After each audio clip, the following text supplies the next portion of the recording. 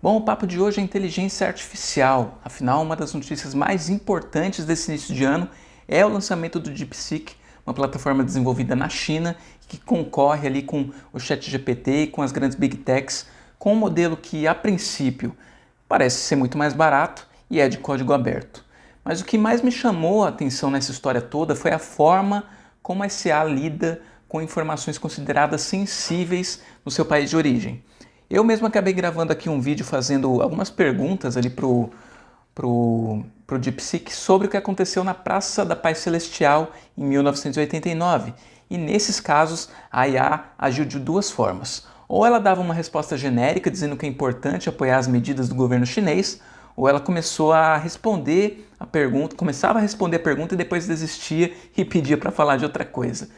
Então isso me fez pensar sobre como essas ferramentas de IA, mesmo tendo vários usos excelentes, também podem ser um risco quando são controladas pelos governos. E esse é um risco que vai bem além daquele que as pessoas geralmente costumam abordar, né, que é a possibilidade da máquina tomar os empregos dos humanos. Essas máquinas, dependendo da maneira como elas forem utilizadas, também podem se tornar uma arma de manipulação da opinião pública e de controle do pensamento.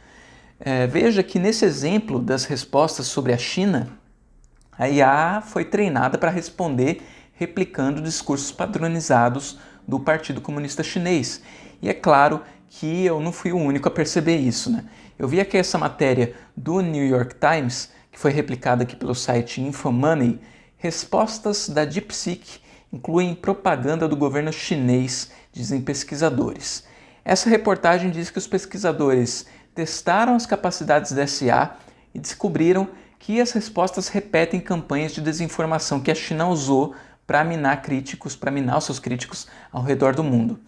E eles dão como exemplo a distorção de declarações do presidente americano Jimmy Carter, que foram editadas seletivamente para fazer parecer que ele havia apoiado a posição da China sobre Taiwan.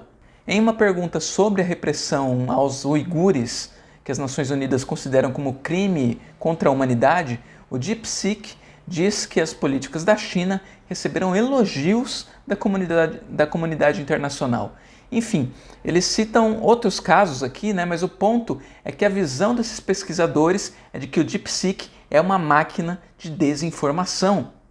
É possível fazer um paralelo entre esse uso da IA pelos governos e a aplicação de outros meios de comunicação ao longo da história para concentrar poder. A Alemanha de Hitler e a União Soviética se destacaram pelo uso dos veículos de massa, como o rádio, para disseminar suas ideologias. Tendo controle da mídia, esses governos martelavam suas ideias na cabeça da população e ainda bloqueavam qualquer discurso de oposição. Indo ainda mais longe, mais para trás, né, a gente pode lembrar de como a Igreja Católica se manteve no poder até o fim da Idade Média por causa do domínio da alfabetização. Pouquíssima gente sabia ler e escrever, e produzir livros naquela época era trabalhoso, era muito caro, já que era tudo feito à mão. E isso só foi mudar no fim do século XV, com a invenção da prensa de Gutenberg, que aí sim permitiu a disseminação de outras ideias e acabou sendo fundamental no Renascimento e na Reforma Protestante. Então, ao mesmo tempo em que a gente tem as redes sociais exercendo um efeito semelhante ao da prensa de Gutenberg, que é pulverizar o poder, amplificar as possibilidades de produção de conteúdo, a gente tem as IAs, que caso sejam controladas pelos governos e tenham os seus conteúdos limitados, podem funcionar da mesma forma que o rádio e a TV foram utilizadas por governos totalitários como ferramentas de manipulação de massa.